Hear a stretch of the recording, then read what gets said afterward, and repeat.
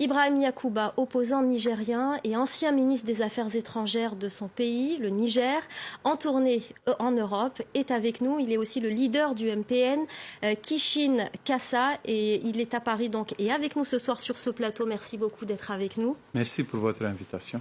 Alors on va aborder d'abord les questions d'actualité au Niger. D'abord cette affaire, une médecin, la seule oncologue de l'hôpital de Niamey, a été remerciée pour avoir dénoncé des agissements concernant les évacuations sanitaires de malades nigériens à l'extérieur. L'hôpital explique que c'est une contractuelle et que son contrat n'a pas été renouvelé, mais beaucoup pensent que c'est parce qu'elle a fait parce qu'elle a dénoncé ces agissements qu'elle a été limogée. Oui, et c'est assez dommage que ça soit arrivé à cette brave dame qui s'est investie dans la dénonciation des actes qu'elle a considérés comme étant attentatoires à la bonne gouvernance et aux bonnes pratiques qui doivent encadrer le système de santé au Niger. Et elle avait été appréciée à l'époque pour les propos qu'elle avait tenus, qui n'étaient pas des propos personnels, mais elle a attiré l'attention du gouvernement et du ministère de la Santé sur ce que doivent être les bonnes pratiques en la matière. Mais malheureusement, c'est devenu aujourd'hui un logiciel de ce gouvernement. C'est l'allergie aux opinions contraires. Toutes les fois qu'il y a une alerte, toutes les fois qu'un citoyen porte une information ou prend position par rapport à la gouvernance, on considère que c'est un crime et il faut le sanctionner. C'est pour cela qu'elle a été sanctionnée.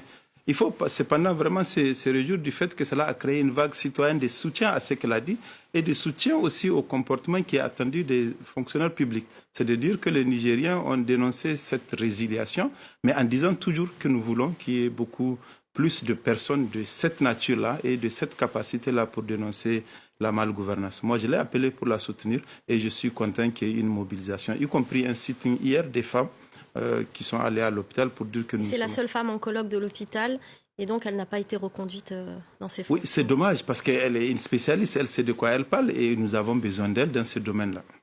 Alors, autre sujet d'actualité, dans le sud du pays, 23 000 personnes ont été contraintes de quitter leur région en raison d'inondations, ce qui fait craindre une nouvelle crise humanitaire, notamment parce que la région est aussi touchée par Boko Haram.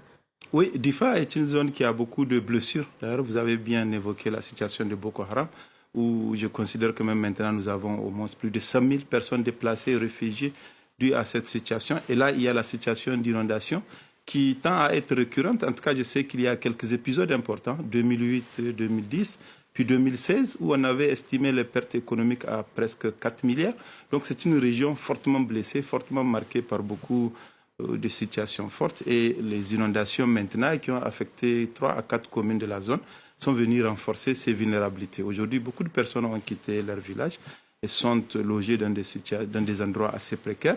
Et j'ai vu que même les députés de la majorité ont demandé à ce qu'il y ait une réaction rapide du gouvernement. Parce que pour le moment, quasiment rien ou pas grand-chose, ou en tout cas des choses à la hauteur des attentes n'ont été faites à leur égard. Donc il y a lieu que le gouvernement prenne les dispositions nécessaires pour secourir les personnes affectées, mais surtout mettre en place des infrastructures nécessaires, notamment les digues pour prévenir cela, parce que je vous ai dit que ça a tendance à être assez récurrent dans la zone.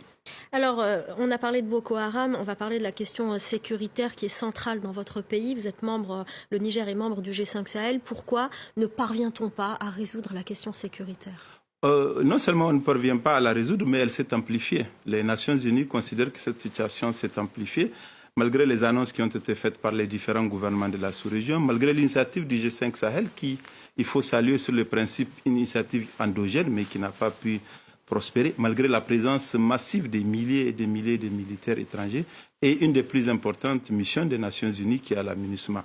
La situation s'est dégradée parce que d'abord, je pense que nous avons des gouvernements qui sont en situation de faillite sécuritaire. La plupart des gouvernements de la zone n'ont pas pu faire le travail nécessaire, la vision, les actions nécessaires pour contrer la sécurité. Au demeurant, on se rend compte que souvent, ils ne connaissent même pas les vrais problèmes qui créent les situations. Et c'est pour cela, à chaque jour, ils ont des positions différentes.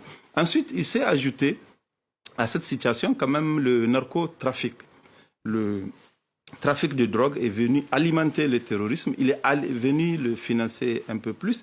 Et ce qui fait qu'aujourd'hui, au Sahel, et au Niger en particulier, ce sont les terroristes qui nous fixent l'agenda. C'est eux qui décident où ils peuvent attaquer et quand ils peuvent le faire. C'est quand même un indicateur de la faillite des gouvernements que nous avons de l'espace sahélien. Alors on va parler d'un autre agenda, l'élection présidentielle qui aura lieu fin 2020 et début 2021, puisque le premier tour c'est fin 2020 et le deuxième tour janvier 2021. Tout d'abord, est-ce que vous êtes candidat? Moi, je serai candidat si mon parti m'investit à l'occasion de la Convention nationale qu'il tiendra en décembre 2020, Inch'Allah. C'est à cette condition seulement que je pourrai. Alors rapidement, vous avez animé une conférence à Paris sur l'état de démocratie au Niger.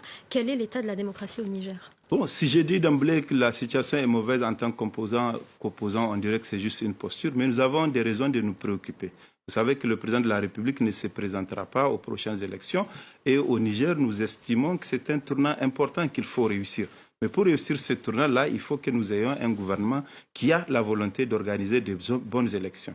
Or, malheureusement, je pense que dans l'histoire récente de notre pays, jamais nous n'avons eu un gouvernement qui a décidé de confisquer l'ensemble du processus et d'en faire un processus unilatéral qui lui permet de conserver le pouvoir. Le gouvernement en place veut faire de ces élections, comme je dis, un moyen de conservation du pouvoir, mais il ne l'entend pas comme un exercice démocratique important et précieux pour la consolidation de la démocratie. Et c'est pour cela que le président de la République s'est investi lui-même en parrainant un candidat qui est ministre de l'Intérieur, donc ministre chargé des élections, et en confectionnant une loi électorale totalement exclusive qui permet aujourd'hui au gouvernement d'avoir les moyens de réaliser une sorte de hold-up aux prochaines élections. Mais je sais que le peuple nigérien est un peuple qui se bat. Je sais que nous sommes attachés à la démocratie et tout est mis en œuvre pour que nous protégions notre pays. Parce que le président Issoufou, il a gagné les pouvoirs, lui et ses amis, mais les Nigériens ont perdu leur pays. Nous voulons le récupérer. Merci beaucoup, Ibrahim Yacouba. Le message est passé. Merci infiniment.